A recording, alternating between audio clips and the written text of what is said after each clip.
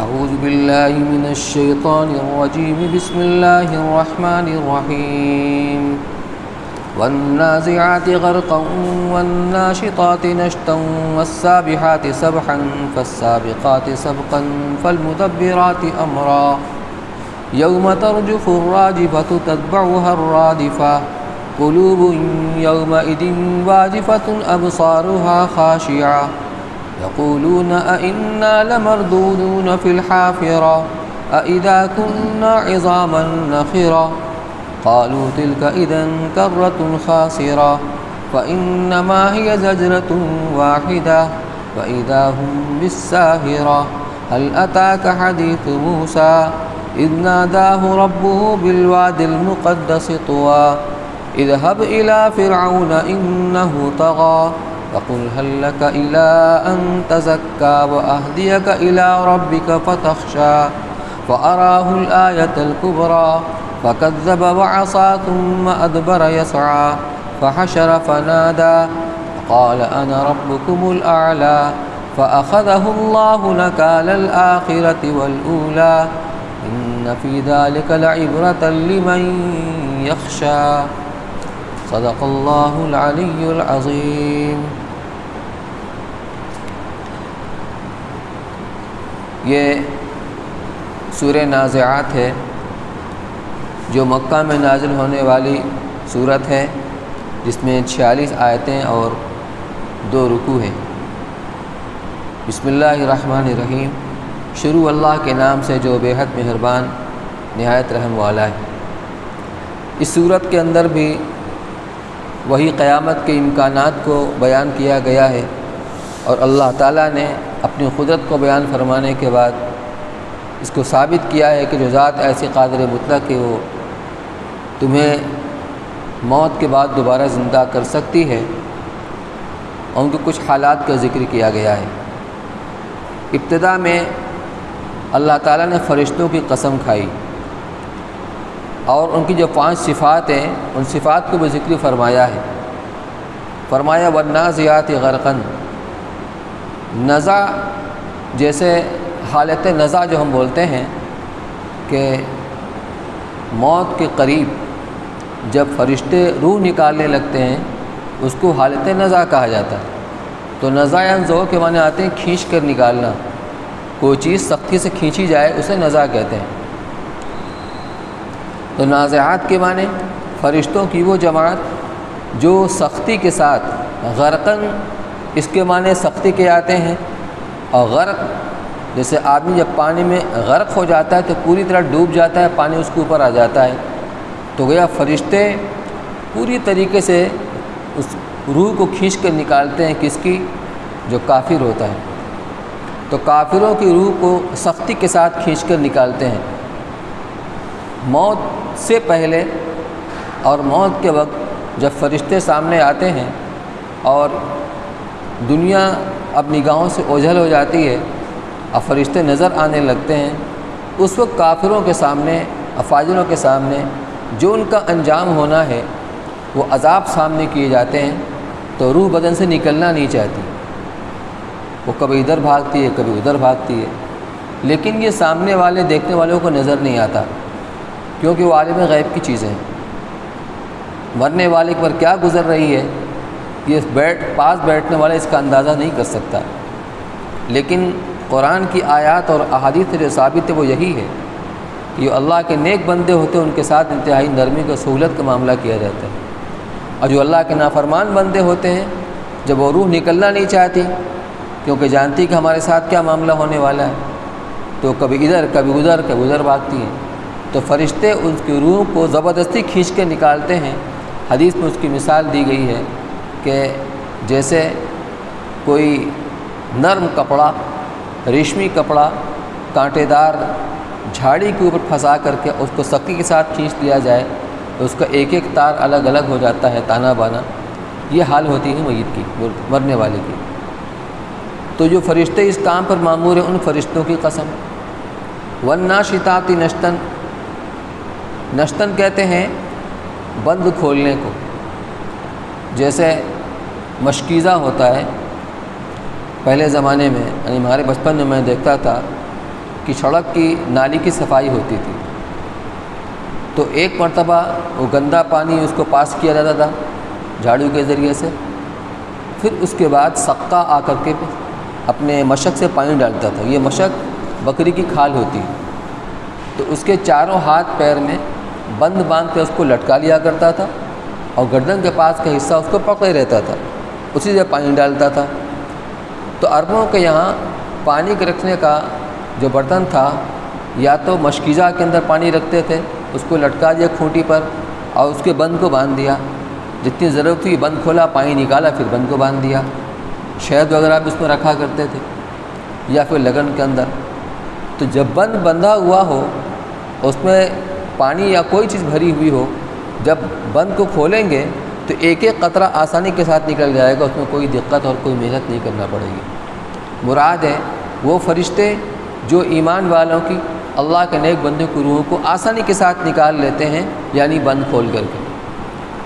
والسابحات سبحا، پھر قسم ان فرشتوں کی، سبحن کے معنی تیرنے کے آتے ہیں، جو تیزی کے ساتھ روحوں کو لے کر کے جاتے ہیں۔ تو جب دریا کے اندر جب کوئی چیز یا کوئی تیرتا ہے تو روڈ کی طرح سے وہاں نہ ٹریفک جام ہوتا ہے، نہ کوئی رکاوٹ ہوتی ہے، سیدھے آدمی تیرتا بغیر کسی رکاوٹ کے۔ یہاں مراد کیا ہے؟ جب فرشتے کسی کی روح کو قبض کرتے ہیں، چاہے وہ نیک ہو چاہے بد ہو، تو تیزی کے ساتھ لے کر آسمان کی طرف جاتے ہیں۔ یہاں مراد یہ ہے ان فرشتوں کی قسم جو تیزی کے ساتھ دوڑتے ہیں روحوں کو لے کر۔ فالسابقات سبقا، پھر قسم ان فرشتوں کی جو عجلت اور سبقت کرتے ہیں اللہ کے حکم کی تعمیل میں۔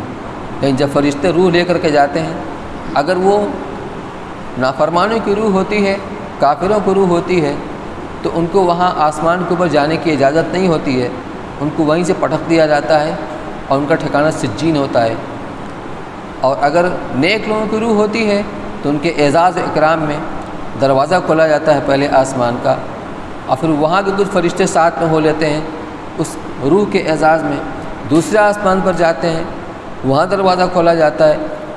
ساتوں آسمان پار کرنے کے بعد وہ روح اللہ کے حضور میں سجدہ ریز ہو جاتی ہے، پھر اللہ کی طرف سے حکم ہوتا ہے کہ میرے بندے کی روح کو علیین کے اندر رکھ دیا جائے۔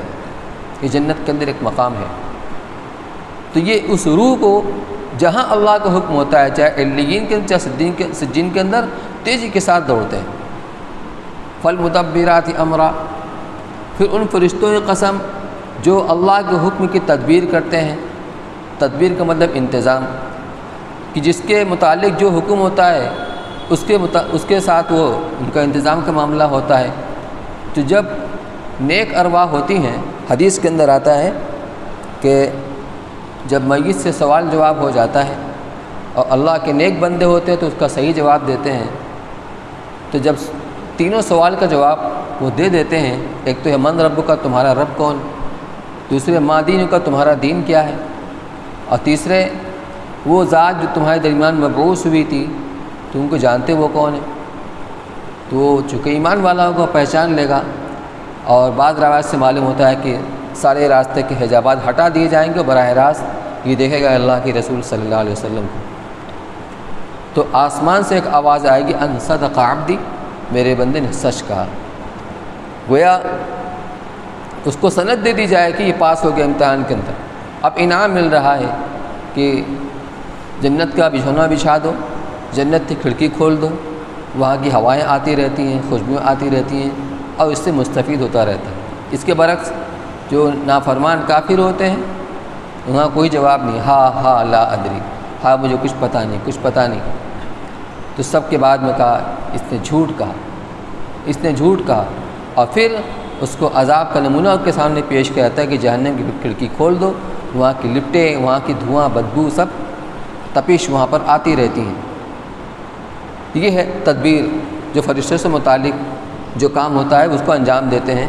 تو یہاں فرشتوں کی اللہ نے قسم کھائی ہے ان کی 5 صفات کے ساتھ، اور آگے قسم کا جواب محذوف ہے، وہ یہ لتبعثن، کہ ضرور ضرور تم کو زندہ کر کے اٹھایا جائے گا، یوم ترجف الراجفہ، اور یہ کچھ مشکل کام نہیں۔ اللہ تعالیٰ فرماتے ہیں جس دن کی ہلا ڈالے گی ہلا ڈالنے والی، یہاں مراد ہے نفخہ اولا۔ جب پہلی بار سور پھونکا جائے گا تو ساری دنیا درہم برہم ہو جائے گی، آسمان، سورج، ستارے، چاند سب کے سب ٹوٹ پھوٹ کر فنا ہو جائیں گے۔ تو جس دن ہلا ڈالے گی ہلا ڈالنے والی، تتبعها الرادفہ، پھر اس کے پیچھے آئے گی ایک پیچھے آنے والی۔ اس سے مراد نفخہ ثانیہ کہ پہلے سور پھونکے جانے کے بعد جب پورا عالم فنا ہو جائے گا تو دوسری مرتبہ سور پھونکا جائے گا تو سب اپنے قبروں سے نکل کر معاشرے کی طرف چلنا شروع کر دیں گے۔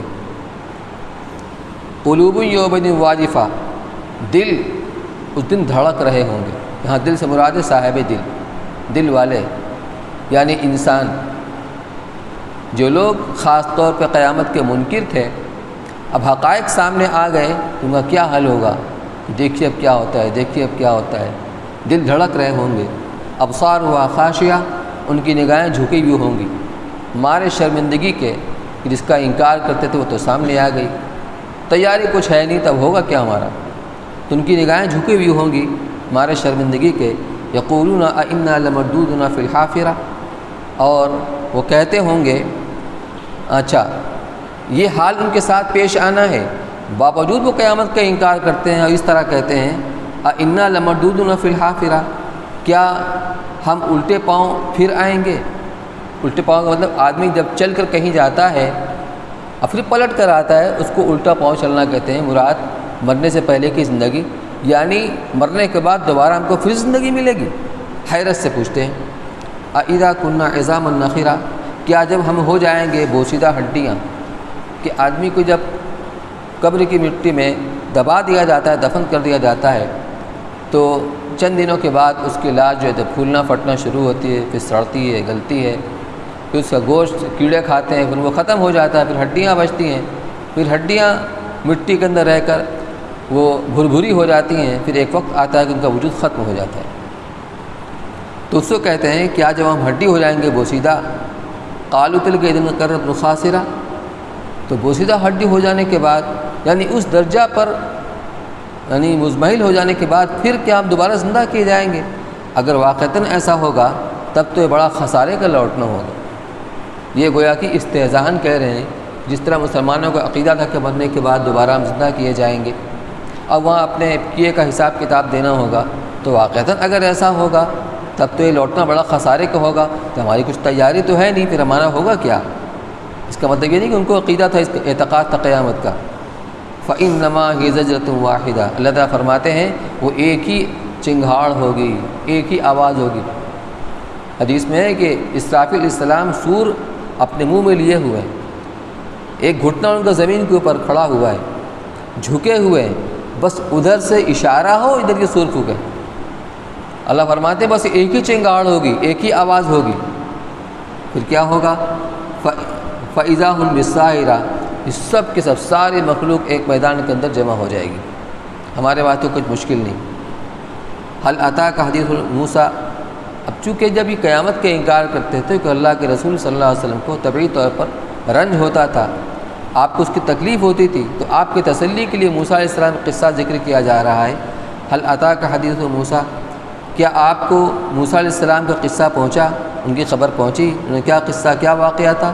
اذ ناداہ ربہ بالوادی المقدس طویٰ، جب کہ ان کے رب نے ان کو پکار کر کے اس مقدس میدان میں جس کا نام طویٰ ہے پکارا، اب پکار کر حکم دیا اذهب الى فرعون انه طغى، کہ جب فرعون کے پاس جاؤ اور اس نے بہت سر اٹھا رکھا ہے، بہت شرارت کر رکھی ہے۔ تو موسیٰ علیہ السلام جب قبطی کا ان سے قتل ہو گیا تھا، ان کے موسیٰ علیہ السلام کا وارنٹ جاری ہوا تھا کہ انہیں گرفتار کیا جائے، تو موسیٰ علیہ السلام اپنے ایک ہمدرد کے کہنے پر وہاں سے فوراً نکل پڑے، گھر بھی نہیں آئے، فوراً نکل پڑے، تو اللہ دعا کی کہ اے اللہ تو ہی مجھے منزل مقصود تک پہنچا دے، مجھ کو صحیح راستہ دکھلا دے، کبھی راستہ دیکھا نہیں، اب بھوکے پیاسے پیدل رات دن چل رہے ہیں، پھر چلتے چلتے مدین کی بستی میں پہنچے، وہاں ایک کنواں پر لوگ اپنے جانوروں کو پانی پلا رہے تھے، مویشیوں کو، دو عورتوں کو دیکھا کہ اپنے جانوروں کو کھینچ کر کے وہ ہٹا رہی ہیں، یہ قصہ آپ نے سنا ہوگا۔ پھر جب موسیٰ علیہ السلام کا حضرت شعیب علیہ السلام سے جو معاہدہ ہوا تھا کہ 8 سال یا 10 سال ان کی خدمت کریں گے، بکریوں کو چرائیں گے، وہ میعاد پوری ہو چکی۔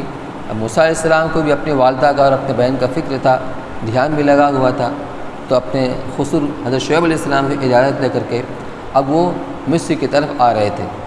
لیکن راستے میں کچھ ایسے علاقے تھے جہاں کا بادشاہ سے خطرہ تھا ان کو، اس لیے غیر معروف راستے سے وہ چلے اور پھر راستہ بھول گئے۔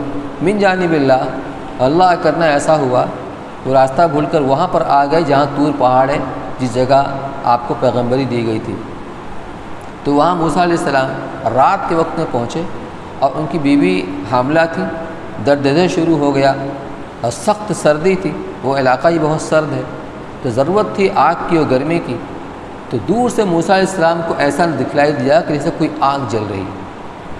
تو موسیٰ علیہ السلام نے اپنی اہلیہ سے کہا امکثوا انی آنست نارا، یہیں ٹھہرو، میں نے آگ دیکھی ہے، لعلی آتیکم منہا بقبس او اجد علی النار ہدی، ہو سکتا ہے وہاں سے کچھ آگ میں حاصل کر لوں اور ممکن ہے وہاں سے میں راستہ بھی دریافت کر لوں، کچھ لوگ ہوں گے وہاں پر۔ لیکن جب موسیٰ علیہ السلام سے قریب آئے تو عجیب منظر دیکھا کہ وہ آگ ایک ہرے بھرے درخت کے اوپر پڑ رہی ہے، شعلہ مار رہی ہے، اور بجائے درخت جلنے کے اس کے تر و تازگی کے اندر اور اس کے حسن کے اندر نکھار پیدا ہو چکا ہے، عجیب وہ آگ تھی۔ تو موسیٰ علیہ السلام نے تھوڑا سا گھاس پھوس اٹھایا کہ ذرا سا اس میں سے آگ لے لیں، تو آگ پیچھے کی طرف ہٹ گئی اور پھر وہاں سے آواز آئی یا موسیٰ، اے موسیٰ انی انا اللہ لا الہ الا انا فاعبدنی، میں ہی اللہ ہوں، وغیرہ وغیرہ۔ تو وہاں پر موسیٰ علیہ السلام کو پیغمبری سے نوازا گیا، پیغمبر بنایا گیا اور حکم ہوا کہ جاؤ فرعون کے پاس جاؤ، وہیں سے اذهب الی فرعون انہ طغی، اس نے بہت سر اٹھا رکھا ہے، فقل هل لک الی ان تزکی، اور جا کر اس سے کہو کہ کیا تمہیں اس کا شوق ہے اور تمہارے اندر یہ طلب ہے کہ تم سنور جاؤ، یعنی اپنا کفر اور شرک کو ترک کر کے چھوڑ کر کے توحید کا راستہ اختیار کر لو اور میرا کہا مانو کہ میں اللہ کا رسول ہوں۔ وَأَهْدِيَكَ إِلَىٰ رَبِّكَ فَتَخْشَىٰ، اور میں تمہیں، کیا اس بات کا تمہیں شوق ہے میں تمہیں رہنمائی کروں تمہارے رب کی طرف، اس کی ذات و صفات کی طرف، تاکہ تمہارے اندر ڈر پیدا ہو جائے۔ فَأَرَاهُ الْآيَةَ الْكُبْرىٰ، تو موسیٰ علیہ السلام نے اس کو بڑی نشانیاں دکھلائیں۔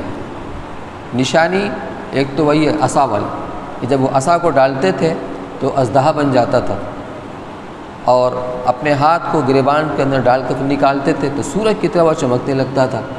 تو اس کو بڑی نشانی دکھلائی، فکذب وعصا، لیکن فرعون نے تکذیب کی، ان کو پیغمبر نہیں مانا، ان کو جادوگر کہا، وعصا ان کا کہا نہیں مانا۔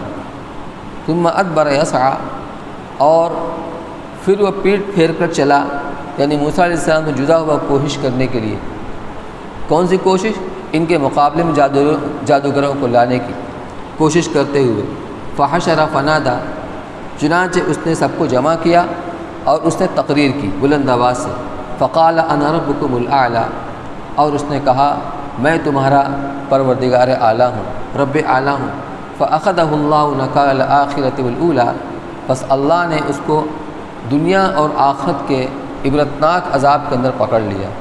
دنیا کے عبرتناک عذاب تو ہوا، اس کو غرق کر دیا گیا اس کی قوم کے ساتھ، اور آخرت میں اس کو جہنم کی آگ کے اندر اس کو ڈالا جائے گا۔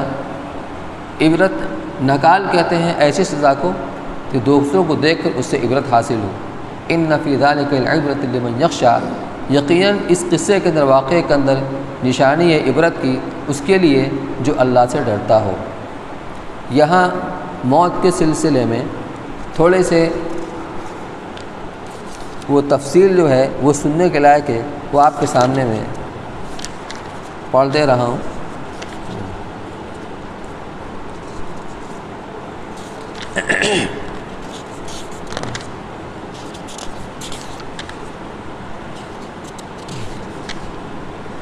نفس اور روح کے متعلق حضرت قاضی ثناء اللہ صاحب پانی پتی رحمۃ اللہ علیہ کی تحقیق مفید،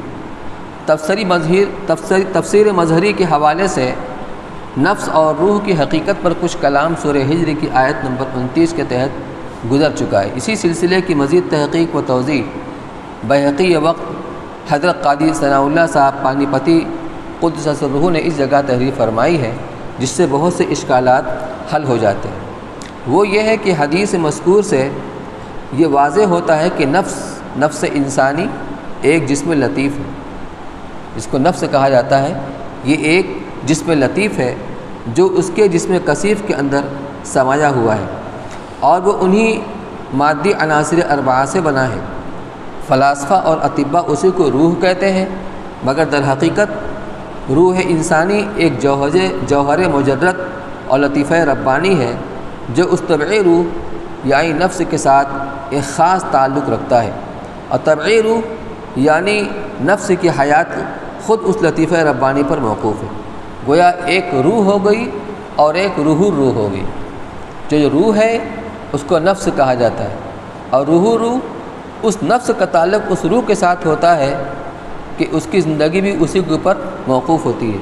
گویا اس کو روح کہہ سکتے ہیں کہ جسم کی زندگی نفس سے ہے اور نفس کی زندگی اس روح سے وابستہ ہے۔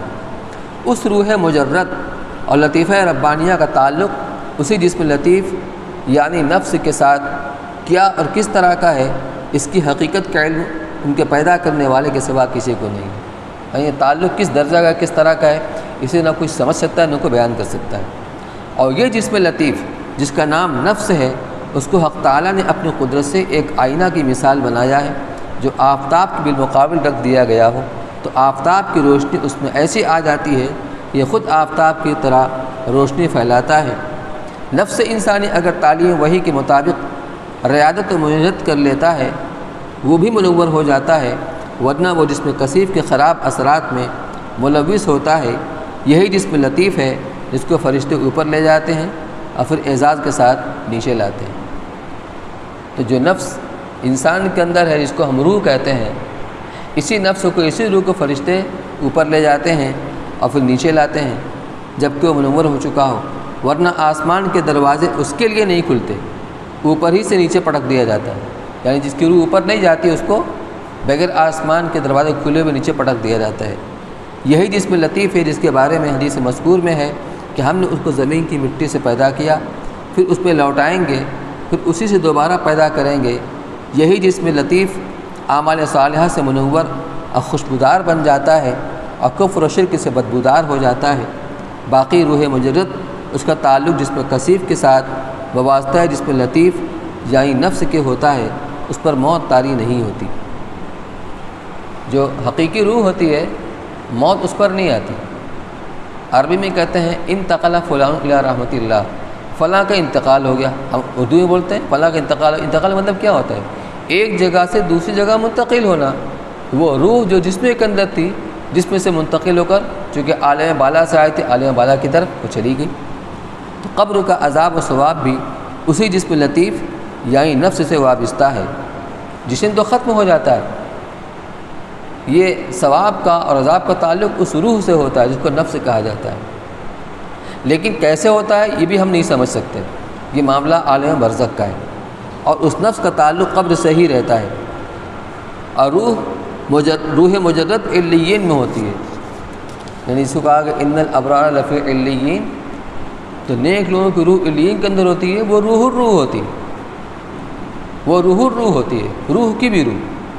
اور جو نفس ہے جس کو جسم لطیف کہا جاتا ہے، جس کو ہم روح کہتے ہیں، وہ عالم برزخ کے اندر ہوتی ہے، یا وہ ثواب کے اندر مشغول ہوتی ہے یا عذاب میں مبتلا ہوتی ہے۔ اور روح مجرد اس کے ثواب عذاب سے بالواسطہ متاثر ہوتی ہے۔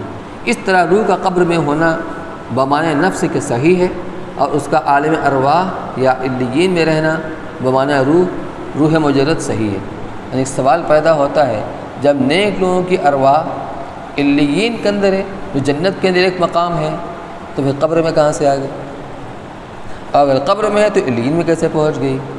تو اس مسئلے کو سلجھانے کے لیے حضرت نے فرمایا کہ جو علیین کے اندر روح رہتی ہے وہ روح الروح ہے، اور جو قبر کے اندر جو عذاب یا سزا اس سے متعلق ہوتی ہے تو وہ نفس ہے، وہ جسم لطیف ہے جو جسم کثیف انسانی جسم کے اندر رہتی ہے، لیکن اس سے ایک تعلق برقرار رہتا ہے۔ اس سے ان روایات مختلفہ کی تطبیق بھی ہو جاتی ہے، واللہ عالم۔ آگے قیامت کے وقوع اور اس میں پہلے نفخ صور سے سارے عالم کی فنا، پھر دوسرے سے سارے عالم کی دوبارہ ایجاد، اور پھر کفار کا شبہ استبعاد کا جواب مذکور ہے۔ بہرحال یہ ایک تفصیل بہت مناسب تھی، اس لیے کو بھی آپ سامنے بیان کر دیا گیا۔ بقیہ حصہ جو دوسرا رکوع انشاءاللہ آپ اگلے درس میں سماعت فرمائیں۔ دعا فرمائیں۔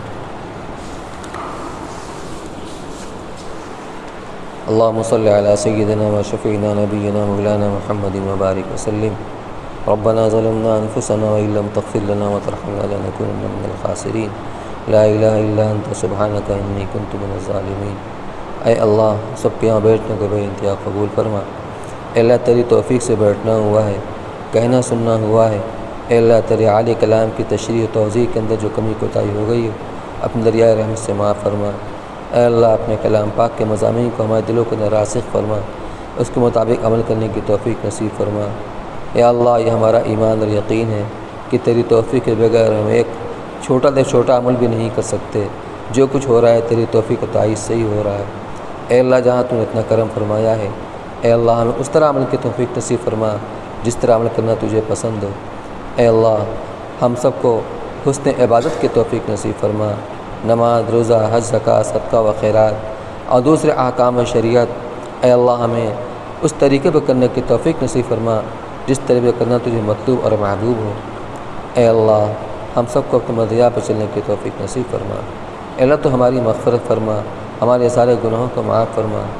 اے اللہ، ہماری آنکھ گنہگار، ہمارے کان گنہگار، ہماری زبان گنہگار، جن چیزوں کو ہمیں نہیں دیکھنا ہے، اے اللہ ہم آنکھوں سے ان چیزوں کو دیکھتے ہیں، جن چیزوں کو کانوں سے نہیں سننا ہے ہم ان چیزوں کو کانوں سے سنتے ہیں، زبان کو ہم بے دریغ گناہوں کے اندر لیانے کے اندر استعمال کرتے ہیں۔